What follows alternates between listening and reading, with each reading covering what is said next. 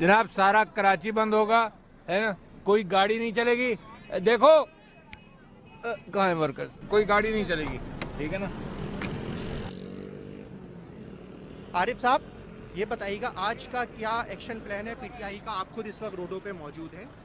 भाई साहब गाड़ी नहीं चलेगी कराची शहर में, बस ये एक्शन प्लान है। अच्छा, अभी नेटिव जेटी बंद हो गया है, कयूमा बांध बंद हो गया है, काला पुल बंद हो गया है, शारे फैसल बंद हो गया है। अच्छा, किसी जगह आपको गवर्नमेंट ने कोई रोकने की कोशिश करी? यहाँ लाठीचार्ज हुआ है यार लोगों पर हमारे, और मैं देख रहा हूँ कि पुलिस वाले आए तो सही, मैं इनको मिलता हूँ।